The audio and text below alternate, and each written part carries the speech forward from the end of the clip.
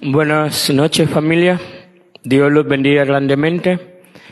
Me maravilla, me asombra la forma en que el Señor coincide su palabra, porque en la mañana recibimos una predicación que nos ha humillado a nuestro corazón acerca de la realidad del amor de los unos con otros. Como bien dijo nuestro hermano Vladi, muy puntual, con respecto a Juan 13:35, que los discípulos serían conocidos por su amor unos por otros. Sin embargo, complementamos otra cara de la moneda, por así decirlo, al hablar acerca de qué es un discípulo, cómo vive un discípulo. Y en esta ocasión les pido de favor que me acompañen a Mateo capítulo 28. Mateo capítulo 28. Vamos a leer una primera escritura y les pido de favor que nos pongamos de pie para honrar la palabra del Señor. En Mateo capítulo 28, versículo 19, recordarás que el Maestro, nuestro Señor Jesús, estuvo dando unas últimas instrucciones acerca de la gran comisión. En Mateo 28, versículo 19, dice: vayan pues y hagan discípulos de todas las naciones, bautizándolos en el nombre del Padre y del Hijo y del Espíritu Santo, enseñándoles a guardar todo lo que les he mandado. Ahora acompáñame por favor a Hechos capítulo 2. Hechos capítulo 2, versículo 40 al 47. Hechos 2, versículo 40 al 47. Recordemos que en esa ocasión nuestro Señor inauguró la iglesia en el día de Pentecostés. Versículo 40. Y con muchas otras palabras testificaba solemnemente y les exhortaba diciendo: sean salvos de esta perversa generación. Entonces los que habían recibido su palabra fueron bautizados y se añadieron aquel día como 3,000 almas. Y se dedicaban continuamente a las enseñanzas de los apóstoles, a la comunión, al partimiento del pan y a la oración. Sobrevino el temor a toda persona y muchos prodigios y señales eran hechas por los apóstoles. Todos los que habían creído estaban juntos y tenían todas las cosas en común. Vendían todas sus propiedades y sus bienes y los compartían con todos, según la necesidad de cada uno. Día tras día continuaban unánimes en el templo y partiendo el pan en los hogares. Comían juntos con alegría y sencillez de corazón, alabando a Dios y hallando favor con todo el pueblo. Y el Señor añadía cada día al número de ellos los que iban a ser salvos. Amén. Vamos a orar, familia. Padre, en el nombre de Jesús, como dice tu palabra, Señor, en Hebreos 13:5, si oyeres hoy su voz, no endurezcan sus corazones. Señor, te pedimos que nuestros corazones no sean endurecidos, sino que sean blandos para recibir tu palabra, pero también para obedecerlo. Te pedimos, Señor, que nos des gozo y alegría al escuchar tus misericordias a través de tu palabra. Que realmente tengamos ese sentir de que nos hayamos bendecidos y dichosos de tener el privilegio de que tu palabra sea predicada y enseñada.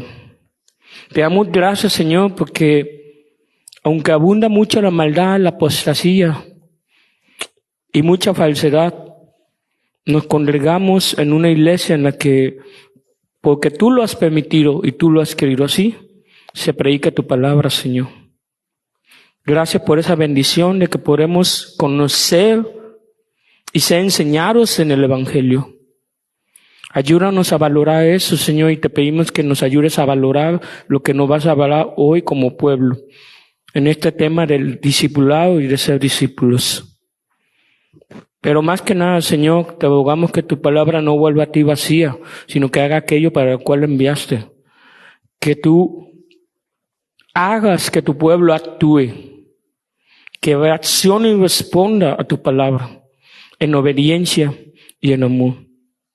Así que una vez más suplicamos, habla Señor, que tu pueblo escuche. En el nombre de Jesús, amén y amén.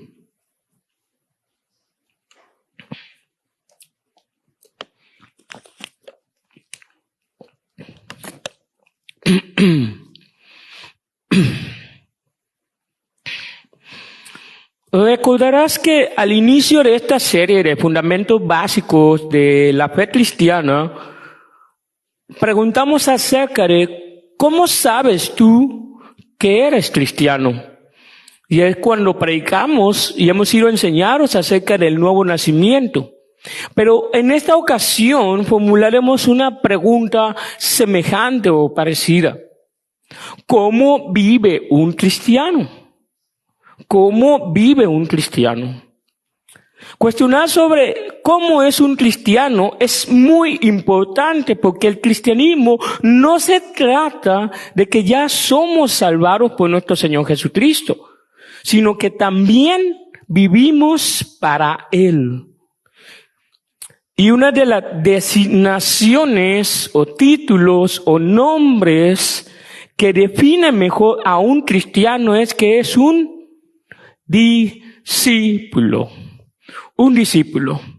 Por lo tanto, cabe preguntar, ¿qué es un discípulo? Cuando Jesús llamó a sus primeros discípulos, simplemente Él dijo una sola palabra. Sígueme. Entonces, un discípulo es un seguidor, uno que confía y cree en su maestro y sigue sus pasos, sigue sus palabras, sigue su ejemplo en una relación íntima, instructiva e imitativa con Él. Dicho de otra manera, todo el tiempo el discípulo se está relacionando con su maestro, busca imitarlo en todas maneras, y busca aprender de Él en toda forma. Y ser discípulo implica, por ende, ser discipulado. Vamos a ver nuevamente en Mateo 28, versículo 19. En Mateo 28, versículo 19, dice, vayan pues y hagan discípulos de todas las naciones, bautizándolos en el nombre del Padre y del Hijo y del Espíritu Santo, enseñándoles a guardar todo lo que les he mandado. Nótese que el discípulo no solo debe ser enseñado en los mandamientos de Jesús, también debe ser enseñado a obedecer en sus mandamientos. Muchos tenemos la idea o la noción equivocada de que el discipulado consiste únicamente en estar recibiendo palabra, instrucción, doctrina, predicación, estudio y enseñanza. Pero en realidad el discipulado cristiano es la forma de que recibo la gracia de Dios para vivir de la manera que Cristo me ordena. El discipulado es cuando recibo la gracia de Dios para vivir de la manera que Cristo me ordena. ¿Con qué propósito? Para que yo sea más parecido a Jesús en mi forma de pensar, en mi carácter, en mi forma de hablar, en mi forma de dirigirme a los demás, en extender compasión a otros, en dolerme por el pecado, en caminar en santidad para con Dios. Hay muchas maneras en que podemos desarrollar ese discipulado a la manera de Jesús con ese propósito. Entonces, ¿qué es lo que tiene que obedecer el discípulo? ¿Qué debe obedecer un discípulo? Todo, absolutamente todo lo que Jesús ha mandado. Eso implica no solamente recibir doctrina, sino cambiar mi manera de vivir de forma que le agrade a nuestro Señor Jesús. Es como bien dijo nuestro hermano Vlad en la mañana, muchas veces nos quedamos con el solo aspecto del intelecto. Buscamos satisfacer nuestra mente y nuestro conocimiento, pero no aplicamos la palabra.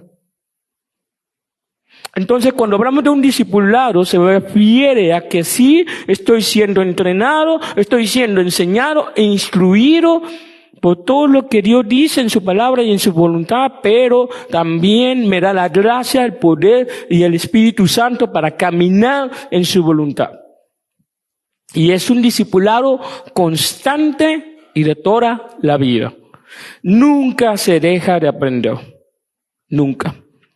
El día de hoy veremos 8 distintivos de un discipulado, de un discípulo o de alguien que está siendo discipulado. 8 distintivos de un discípulo o de alguien o un creyente o cristiano que está siendo discipulado. Y lo veremos uno por uno a lo largo de esta exposición. Así que acompáñame nuevamente a Hechos, capítulo 2, versículo 40 y al 47. Hechos 2, versículo 40 al 47. De nuevo en esta segunda porción de la Escritura, recordarás que en el contexto Pedro predicó el Evangelio en el día de Pentecostés, luego de que él y los discípulos recibieran el poder del Espíritu Santo para ser testigos de Cristo. Si lo piensas detenidamente respecto a este texto, los apóstoles, ¿qué eran originalmente? Eran discípulos. ¿Y qué estaban haciendo los apóstoles ese día? Haciendo discípulos. Estaban obedeciendo al mandato de hacer discípulos. Entonces nuestro primer punto es, el discípulo debe ser quien recibió el Evangelio y es bautizado. Número 1, el discípulo debe ser quien recibió el Evangelio y es bautizado. Acompáñame a versículo 40. Y con muchas otras palabras testificaba solemnemente, hablando de Pedro, y les exhortaba diciendo, sean salvos de esta perversa generación. Entonces los que habían recibido su palabra fueron bautizados y se añadieron aquel día como 3,000 almas.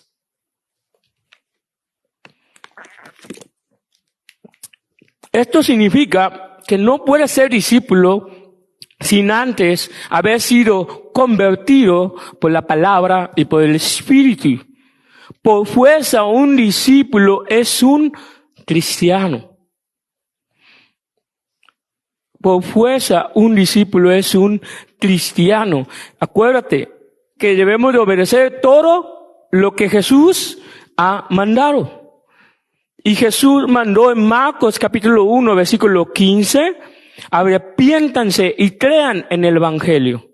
Aunado también que Marcos capítulo 16, versículo 16, ordenó que el que cree sea bautizado. ¿Cuál es el evangelio que Pedro predicó? Porque a lo mejor tú puedes decir, yo soy discípulo, ¿ok? Pero ¿qué evangelio te predicaron? ¿En qué evangelio has sido instruido? Acompáñame en el mismo capítulo, en los versículos 22 al 24. En el mismo capítulo de Hechos 2, versículo 22 al 24, dice, varones israelitas, escuchen estas palabras. Jesús el Nazareno, varón confirmado por Dios entre ustedes con milagros, prodigios y señales, que Dios hizo en medio suyo a través de él, tal como ustedes mismos saben. A este, entregado por el plan determinado y previo conocimiento de Dios, clavaron en una cruz por mano de impíos y le mataron. A quien Dios resucitó, poniendo fin a la agonía de la muerte, puesto que no era posible que él quedara bajo el dominio de ella. Versículos 32 y 33. A este Jesús resucitó Dios, de lo cual todos nosotros somos testigos. Así que saltaron a la diestra de Dios y habiendo recibido del Padre la promesa del Espíritu Santo, ha derramado esto que ustedes ven y oyen. Versículo 36. Sepa pues con certeza toda la casa de Israel que a este Jesús a quien ustedes crucificaron, Dios le ha hecho Señor y Cristo. Ese es el evangelio que Pedro predicó en ese día. Es a través de ese evangelio que se puede generar discípulos. Cristo Jesús padeció, murió en una cruz, resucitó el tercer día, ascendió a los cielos, está sentado a la derecha del Padre intercediendo por nosotros, y un día Él va a volver por su pueblo. Es a este Cristo, a este Mesías que ha quedado entronizado, que ha sido declarado como Rey, que ha sido declarado como Señor y soberano sobre todo su pueblo. Pero antes de pasar por esa entronización, esa exaltación, tenía que transitar por el camino de la humillación, siendo obediente hasta la muerte y muerte de cruz. Amados, es a través de este glorioso evangelio por el cual somos convertidos, somos llamados a creer y somos llamados a arrepentirnos de nuestra vana manera de vivir. Y es por eso que nosotros, cuando decimos ser discípulos, es porque Cristo nos ha salvado. Cuando decimos que somos discípulos, es porque Cristo ha comprado con su sangre preciosa nuestra vida. Ya no somos enseñados en el formato, en el pensamiento, en la corriente de este mundo, que está influenciado por Satanás. No, ahora somos enseñados bajo el poder, la magnificencia y la majestad de las Escrituras, las cuales inspiró el Espíritu Santo. Es a través de esta palabra de Dios la cual nosotros somos salvos por el Evangelio. La fe viene por el oír y el oír por la palabra de Cristo. Por tanto, un discípulo de Jesús es aquel que se ha arrepentido de sus pecados, de su vana manera de vivir, creyó en el Evangelio y ha obedecido el mandamiento de ser bautizado. Número 2. El discípulo es enseñado en la doctrina apostólica. El discípulo es enseñado en la doctrina apostólica. Versículo 42 dice: y se dedicaban continuamente a la enseñanza de los apóstoles. Jesús ordenó a sus discípulos que recibieran enseñanza por parte de los apóstoles, que los mismos discípulos recibieran enseñanza apostólica. ¿Sí? Eso lo encontramos en Lucas 24, versículo 44 al 47. Lucas 24, versículo 44 al 47. Dice: y les dijo, esto es lo que yo les decía cuando estaba con ustedes, que era necesario que se cumpliera todo lo que sobre mí está escrito en la ley de Moisés, en los profetas y en los salmos. Entonces les abrió la mente para que comprendieran las Escrituras y les dijo: así está escrito, que el Cristo padeciera y resucitara de entre los muertos al tercer día, y que en su nombre se predicase el arrepentimiento para el perdón de los pecados a todas las naciones, comenzando desde Jerusalén. Nótese que es Cristo, no solamente el que da la palabra, el que da el evangelio, sino que es el que da la apertura de entendimiento en su palabra. Ahora, muchos piensan que el evangelio solamente lo necesitamos en el momento de la predicación y en la conversión. Pero no es así. Necesitamos, como discípulos, vivir en el evangelio todos los días. Continuamente está siendo enseñado. Antes de que el Señor Jesús ascendiera, dice Hechos 1, que pasó alrededor de 40 días enseñando a sus discípulos acerca del reino de Dios.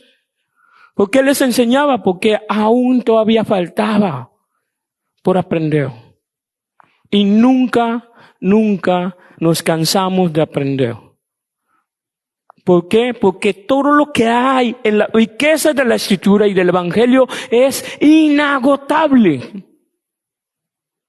Inagotable. Sorprende, como dijo un predicador, que haya pastores que digan: necesitamos cambiar de iglesia cada 5 años porque se nos acaban los temas de la Biblia. No, amados, Cristo está presente tanto en el Antiguo Testamento como en el Nuevo Testamento. Y nos habla por su Espíritu Santo, a través de la predicación, a través del estudio, a través de la enseñanza, a través de la doctrina. Y si Cristo considera que todo el tiempo necesitamos ser enseñados, es porque necesitamos crecer en la palabra y en el Evangelio. Todo el tiempo estamos careciendo y todo el tiempo estamos siendo llenados por la palabra de Dios.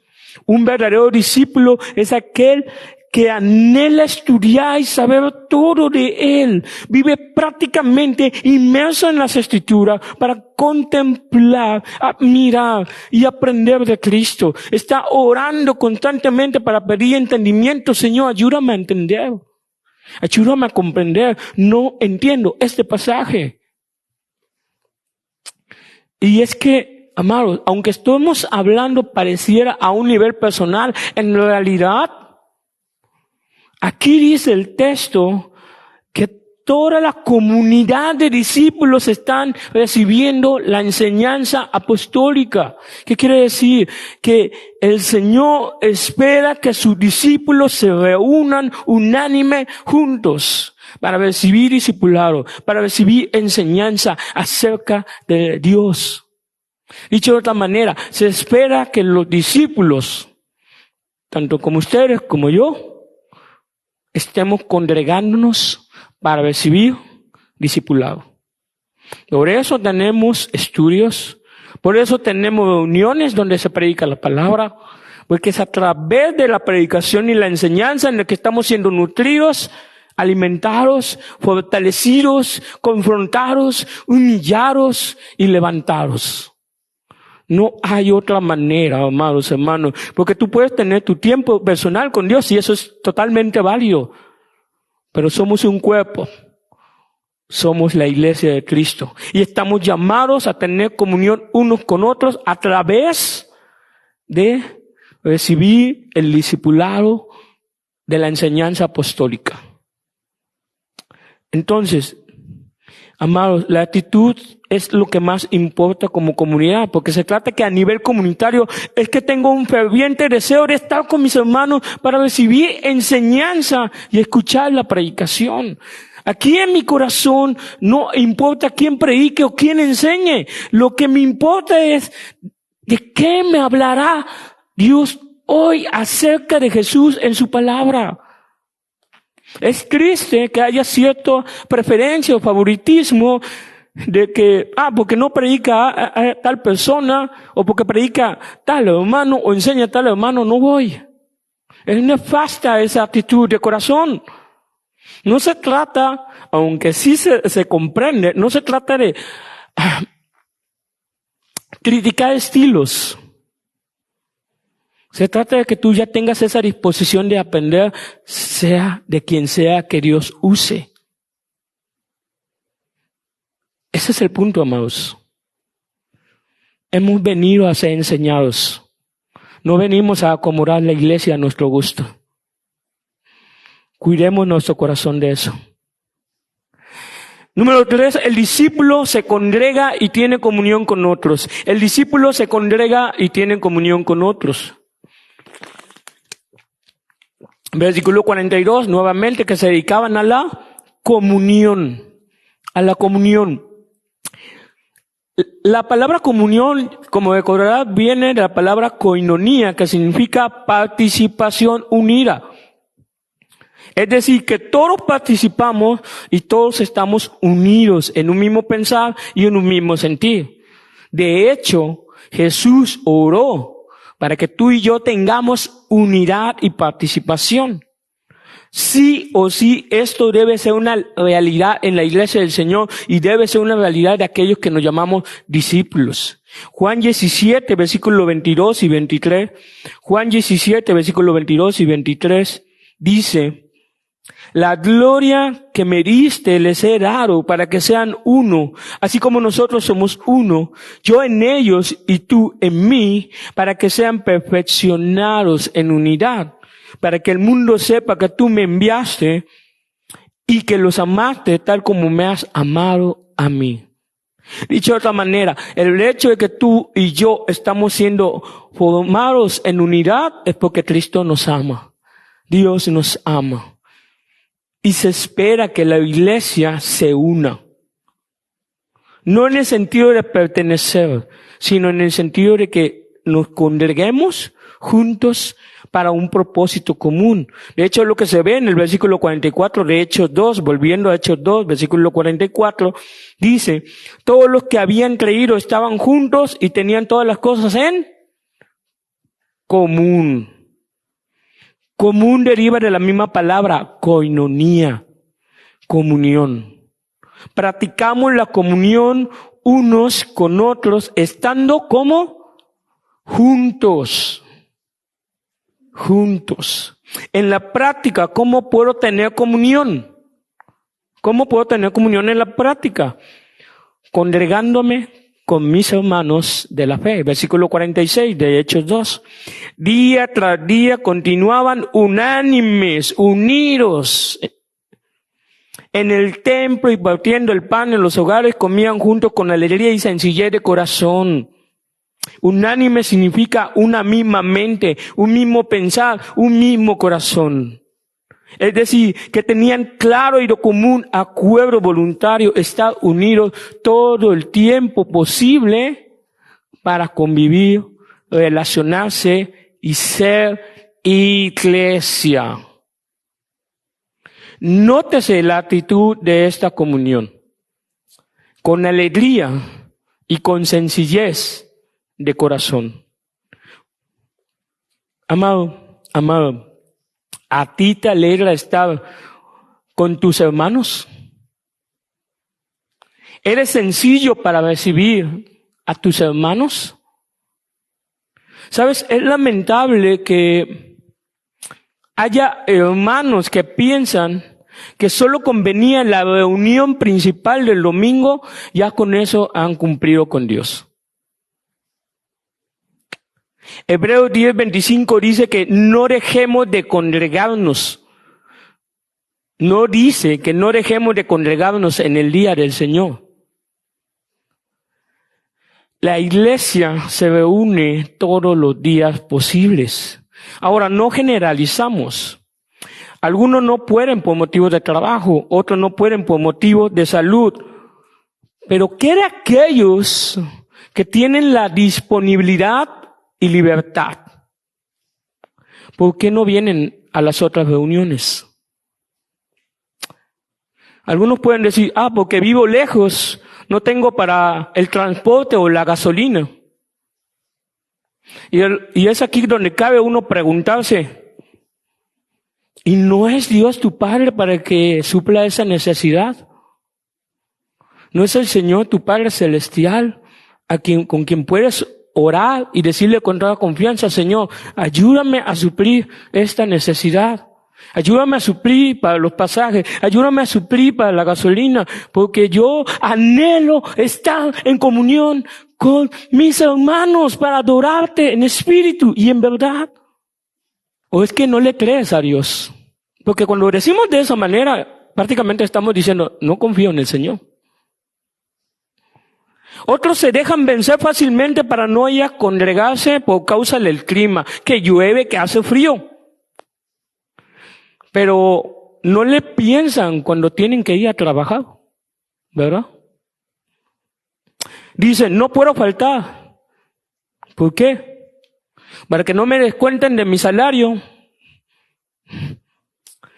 Y no fue Dios quien te dio mucho más que tu empleo.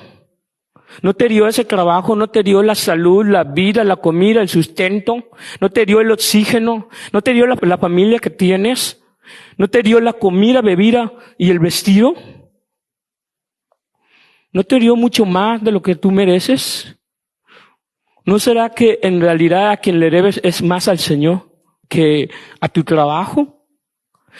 Por supuesto, el Señor ha sido muy fiel contigo. ¿Por qué no responder con fidelidad al Señor también? No se trata de que dejes el trabajo. sino que analice los motivos de tu corazón. ¿Por qué entonces minimizas tu compromiso para con el Señor en la cuestión de congregarnos? Es que estoy muy ocupado, tengo tantas cosas. De nuevo, no es Dios poderoso para ordenar todos tus asuntos, tus prioridades, tus compromisos. ¿No es el Señor del tiempo que acomoda los tiempos? Amados, si realmente anhelas de corazón estar con tu familia de la fe, no hay pretextos. Pon todas tus cargas, todos los obstáculos y impedimentos en las manos del Señor, que es el Dios todopoderoso. En Él confiamos y en Él descansamos. Número 4. El discípulo participa del pan. El discípulo participa del pan. Versículo 42, que se dedicaban también al partimiento del pan o a la partición del pan. En el griego original este partimiento o partición tiene dos sentidos y lo describe muy bien la versión de la Nueva Traducción Viviente. Dice, a participar juntos en las comidas y entre ellas la cena del Señor. Ya vimos, versículo 44, que es necesario tener tiempo para comer juntos como familia de la fe.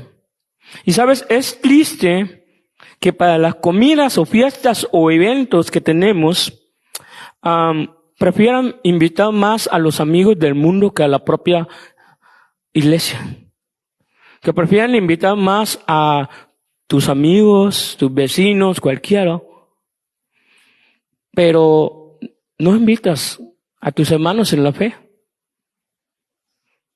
Y es que a veces, en vez de tomar la ocasión para predicarles el evangelio, en realidad simplemente está sirviendo como punto de entretenimiento con los incrédulos. ¿Y qué testimonio estamos dando con eso? Pareciera que nos avergonzáramos de ser cristianos y nos avergonzáramos de nuestra familia en la fe. No, amados, nosotros no tenemos parte con el mundo. Porque en la eternidad, la familia con la que vas a contar para siempre es la familia de la fe. Y es con ella con la que vas a celebrar el banquete celestial en la eternidad. Y eso, amados, eso dice mucho lo que hay en el corazón de uno. ¿Hacia dónde se inclina tu corazón? ¿Hacia los propósitos del Señor o hacia las cosas del mundo? ¿A dónde? Si eres discípulo del Señor, tú ya has renunciado a las cosas del mundo. No digo que renuncies a tus amistades, pero tú ya no eres la misma persona. No vas a disfrutar de las mismas cosas. No vas a disfrutar de las mismas bromas, de las mismas conversaciones, las mismas pláticas. Si tú eres del Señor, te va a pesar que incluso en las mismas prácticas pueden haber cosas indecorosas. Y no te vas a sentir cómodo. Pero si tú te sientes cómodo con eso, examina tu corazón realmente si eres alguien que afirma haber creído en Cristo. Cuidado con eso, amados. Mucho cuidado. Porque el querer agradar a las amistades no significa que agrades a Dios.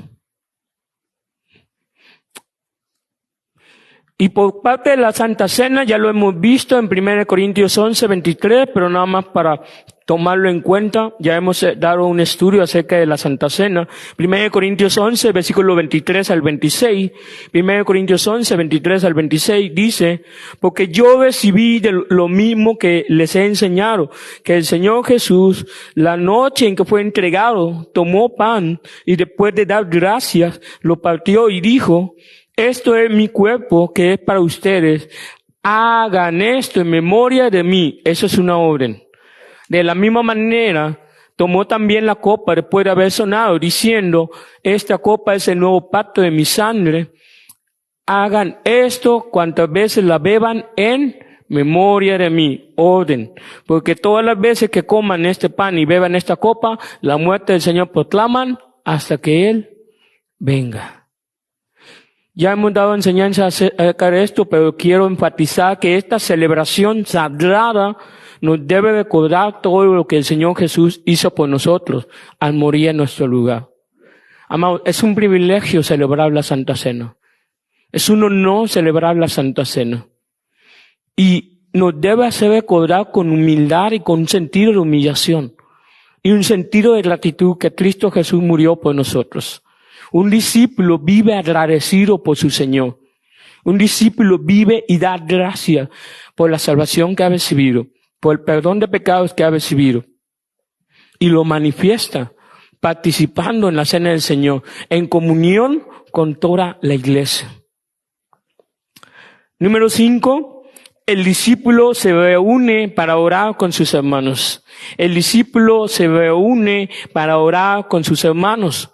Versículo 42, que también se dedicaban a la oración. A la oración. En realidad en el original dice a las oraciones. ¿Qué quiere decir? Que los discípulos participaban en todas las oraciones. Los discípulos participaban en todas las reuniones de oración que ellos acordaban. Ahora, ¿esto es un mandamiento de parte del Señor que lo hagamos? Sí. En Lucas 18:1 dice, y le refería a Jesús una parábola para enseñarles que ellos debían orar todo el tiempo y no desfallecer. Cuando ves la palabra deber, ¿qué es? Una instrucción, un mandato. Tienes que. No hay opción. Entonces, ahora que ya establecimos el punto de la comunión unos con otros, y hace domingos atrás, sobre la oración personal, la oración devocional, el Señor Jesús espera que todos sus discípulos, su iglesia, oren juntos y no desmayen. De hecho, en Hechos 1, el capítulo anterior, versículo 14, dice que los apóstoles, todos estos estaban unánimes, entregados de continuo a la oración junto con las mujeres y con María, la madre de Jesús, y con los hermanos de él. Dicho de otra manera, toda la iglesia se reunía para orar constantemente.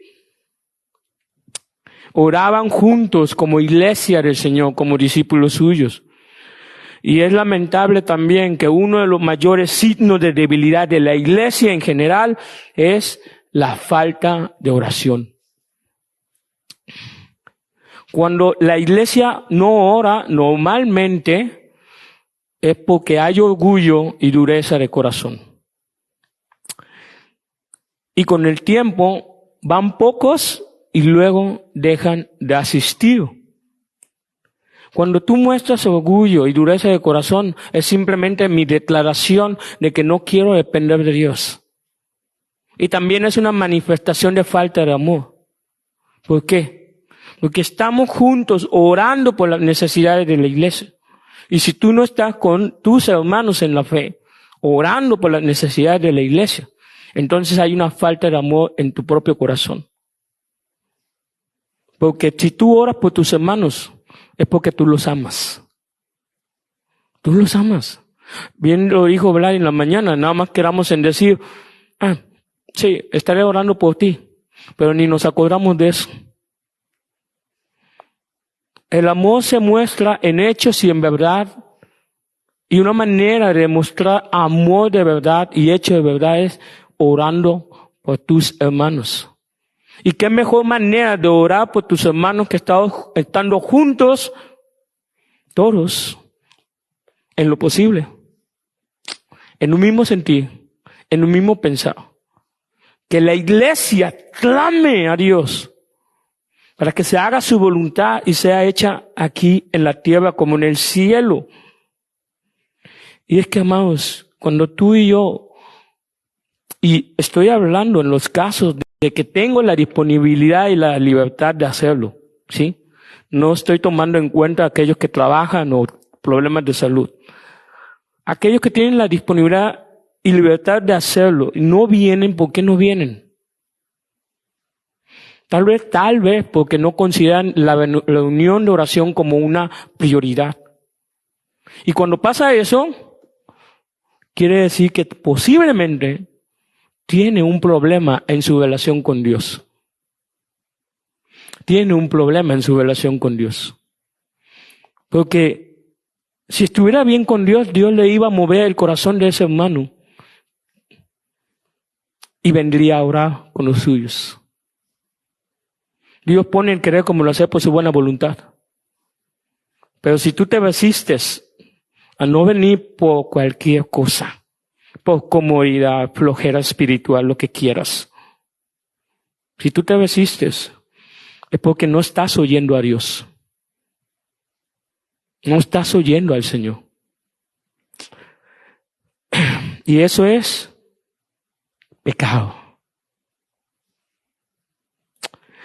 Cristo ordena que su pueblo ore. Amados, si Él lo oró, haciendo la voluntad del Padre en Getsemaní, ¿por qué nosotros no podemos hacer lo mismo? Somos el cuerpo de Cristo. Uno diría, ¿Jesús oró solo? No, Jesús oró con 3 personas, 3 discípulos suyos, Pedro y los hebreos. Aunque claro, se dejaron vencer por la carne, se quedaron dormidos. Pero Jesús llama a su pueblo a orar. Jesús llama a sus discípulos a orar. Pidamos al Señor la gracia para romper los deseos de la carne, nuestra comunidad o cualquier motivo que esté estorbando en nuestra comunión con nuestros hermanos y venir a las reuniones de oración o en este caso a las casas de oración virtual. Número 6. El discípulo evangeliza en el poder del Espíritu Santo. El discípulo evangeliza en el poder del Espíritu Santo. Versículo 43. Sobrevino temor a toda persona y muchos prodigios y señales eran hechas por los apóstoles. Hoy, ciertamente ya no es muy común que se operen milagros a través de cristianos. Pero recuerda que estas señales eran para confirmar el Evangelio. 1 Corintios 2, versículo 4 dice, 1 Corintios 2, versículo 4 dice, y ni mi mensaje ni mi predicación fueron con palabras persuasivas de sabiduría, sino con demostración del Espíritu y de poder. Con esto rescatamos un principio. Predicar en el Evangelio en el poder del Espíritu Santo. Porque dice Hechos 1, versículo 8, que el Señor dijo a sus discípulos que ellos recibirían poder de lo alto, poder del Espíritu Santo para ser testigos suyos. Y llama la atención que primero necesita ser enseñado en la doctrina de los apóstoles acerca del Evangelio, acerca de Cristo, para luego enviarte a predicar. Hay un orden en la manera de hacer las cosas. Necesitas ser discipulado para luego discipular a otros en el Evangelio y en las Escrituras. Hay un orden. Dios es un Dios de orden. Nuestro Señor es un Dios de orden. Siempre hace las cosas bien. No puedes predicar el Evangelio si no has sido enseñado. Necesitas nutrirte, necesitas ser discipulado, ser incluido. Tú necesitas acercarte a un hermano maduro en la fe, o a los maestros, o al mismo pastor y decirle, hermano, ¿me puedes explicar cómo esto apunta a Cristo? ¿Cómo esto apunta a la cruz? ¿Cómo puedo evangelizar con ese texto? Por ejemplo, en cierta ocasión el pastor nos preguntó, ¿cómo puedes evangelizar en una reunión o una fiesta de cumpleaños? Y todos nos quedamos así rascándonos a la cabeza pensando, ¿qué texto? Y el pastor nos dijo, predique en Juan 3, el nuevo nacimiento. Si hablas de un nacimiento, celebras el nacimiento, donde se originó tu vida. Puedes usar el Juan 3 para hablar del nuevo nacimiento. Y así evangelizas.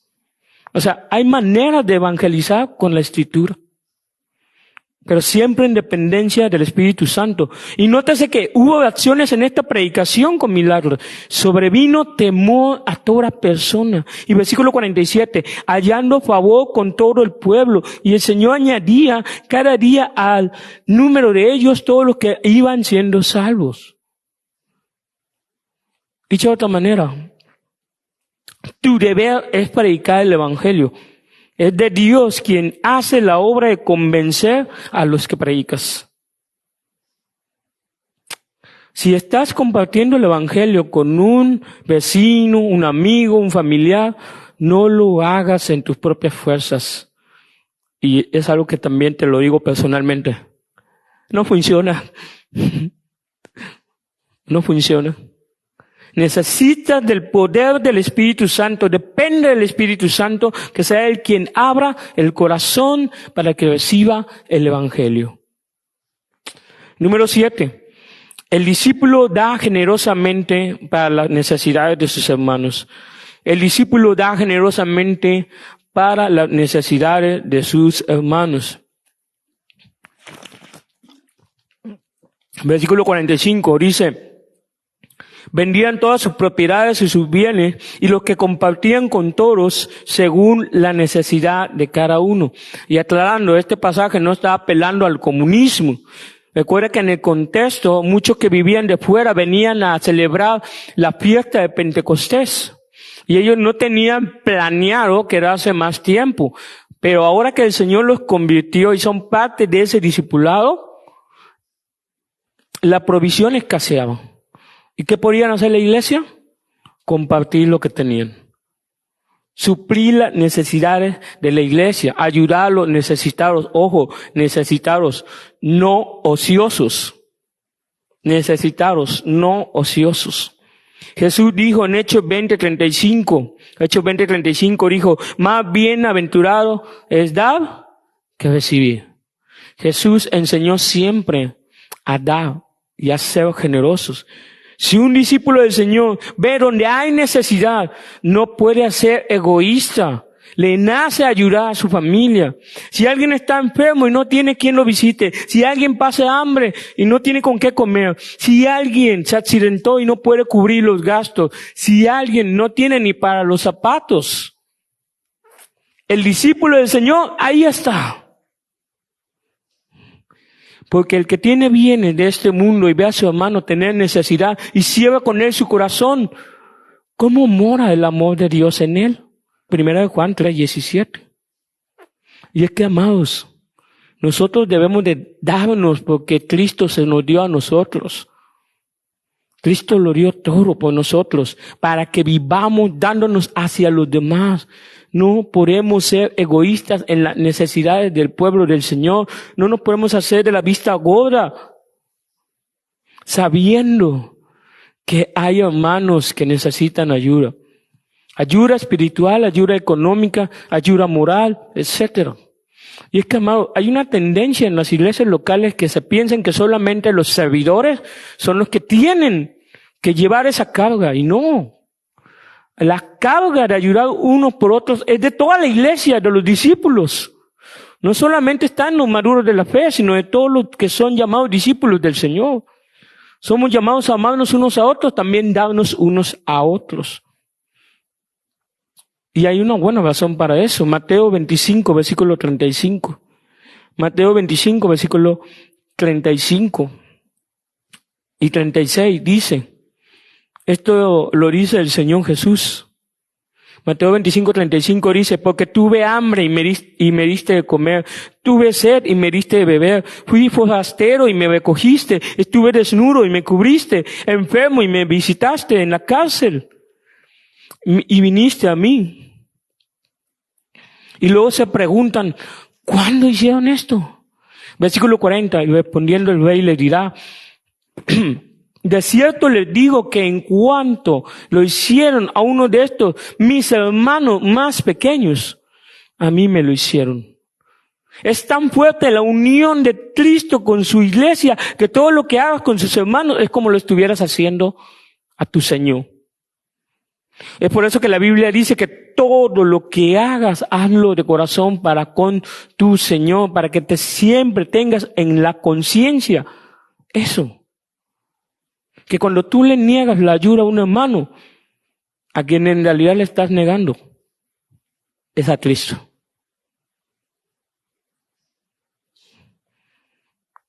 ¿Tú te atreverías a decirle no al Señor? Y dar no solamente es en la cuestión de ayudar y ofrendar, sino darte también en el servicio. Porque, amados, estamos llamados para servirnos unos a otros. Hay necesidades, siempre hay necesidades en la iglesia. Y si tú te comprometiste a servir, cúmplelo en la gracia del Señor. Porque somos llamados a servirnos unos a otros. Entonces, amados, Dios te dio su tesoro más preciado del cielo para morir en su lugar. ¿Por qué nosotros no nos damos también a los demás? Si Cristo murió en la cruz, yo debo morir crucificado para darme a los demás. ¿Sabes cómo puedo vencer el egoísmo? La indiferencia, la falta de amor. Matándolo, siendo crucificado mis deseos, para que la vida de Cristo se manifieste en mí. Gálatas 5:24 dice que los que son de Cristo han crucificado sus deseos. Número 8, el discípulo alaba a Dios en todo tiempo. El discípulo alaba a Dios en todo tiempo. Versículo 47, únicamente esa porción dice, alabando a Dios. En el griego original la palabra alabar está siempre en presente activo. Es decir, que todo el tiempo alaba al Señor. Jesús dijo en Juan 4:24 que Dios es espíritu y los que le adoran y por implicación le alaban, deben adorarle en espíritu y en verdad. Pero esta alabanza aquí, como lo establece, es marcadamente comunitario.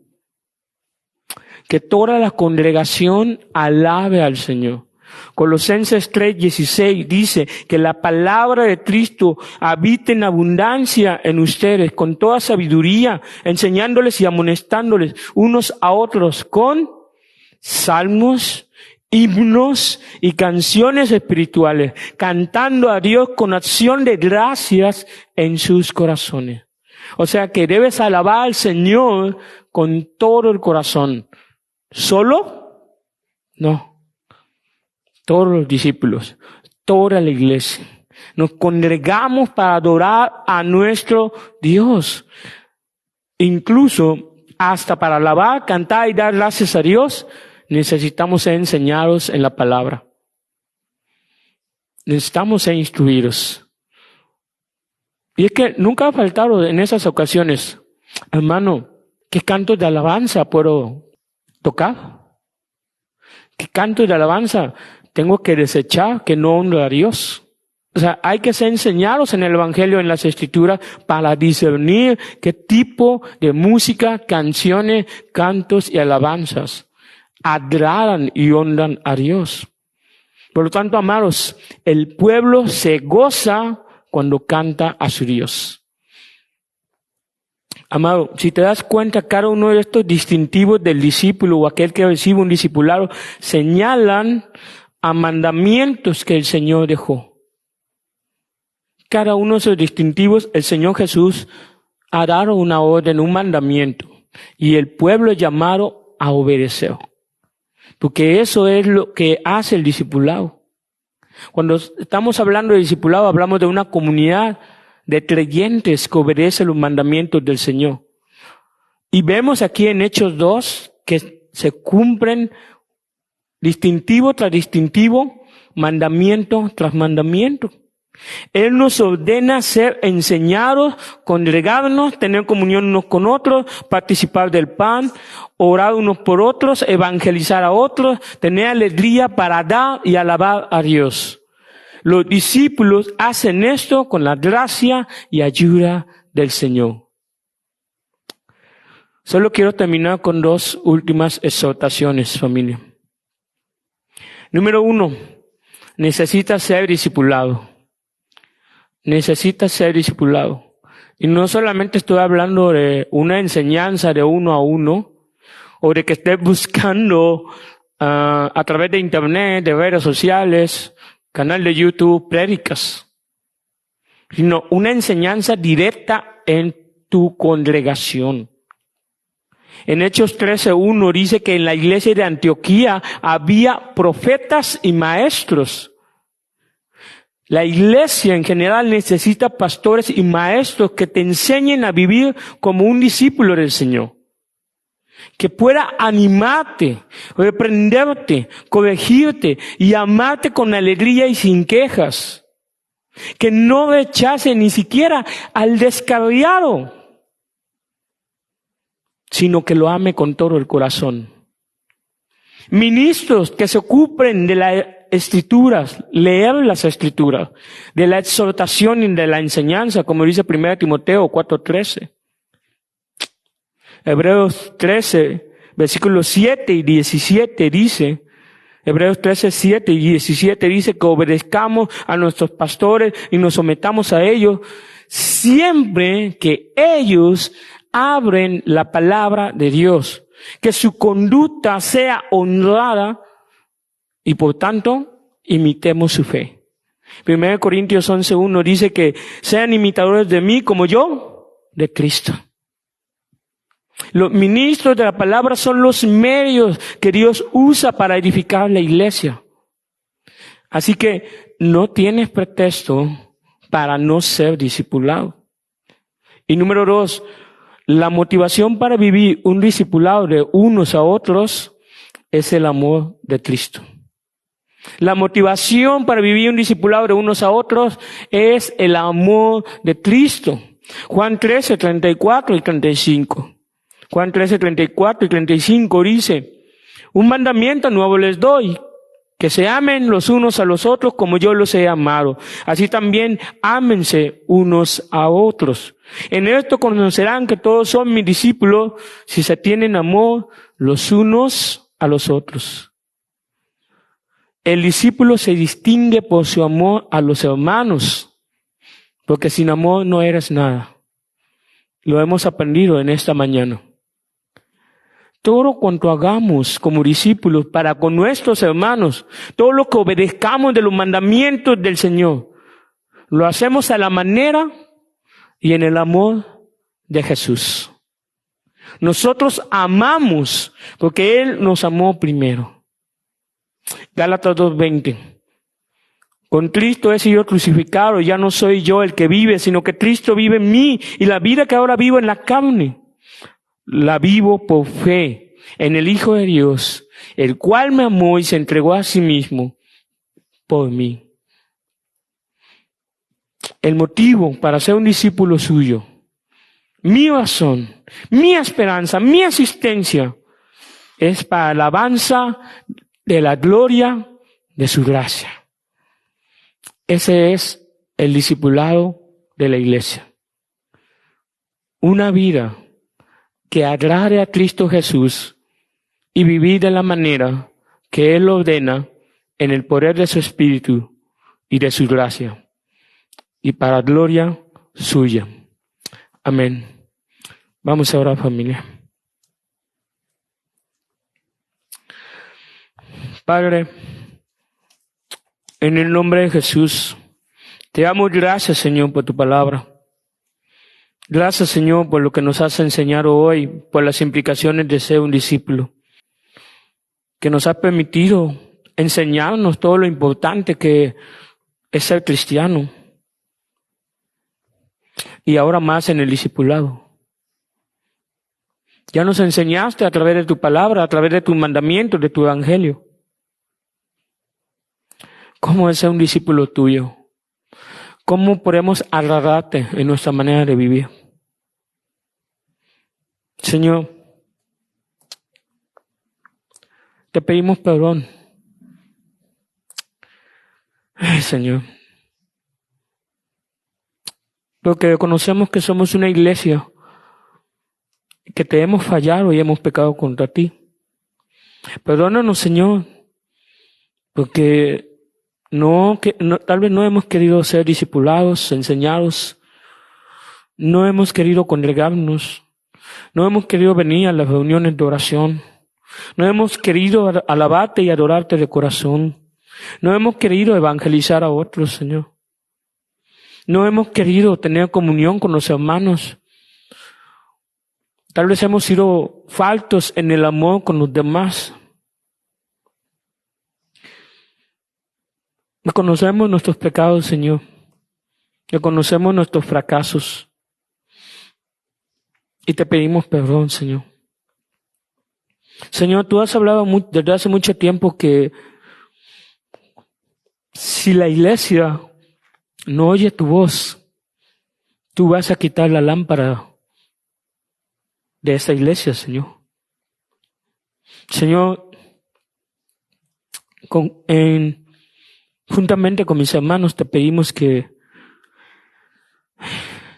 tu pueblo se avive, que tu pueblo responda ya a tu palabra, que tu pueblo ya responda a tus exhortaciones, que responda a tu reprensión, Señor,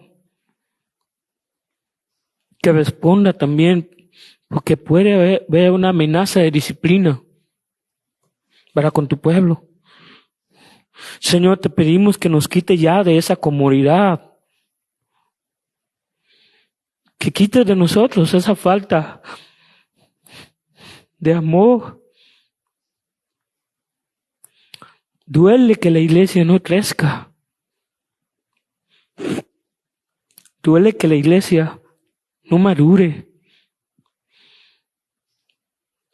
Pesa en aquellos que te amamos, Señor, que hay tanta falta de amor y de conformidad y obediencia a tu palabra. Falta de conformidad en caminar en santidad. Y hemos obrado neciamente. Perdónanos en el nombre de Jesús por no ser la iglesia que tú quieres. Te pedimos que quites nuestra arrogancia y nuestra soberbia. Quita nuestra arrogancia, nuestra necedad, Señor. Por favor, te suplicamos que lo quites para que seamos un pueblo que te ame con todo el corazón, que con intención, Señor, te busque como discípulos tuyos. Ten misericordia de nosotros.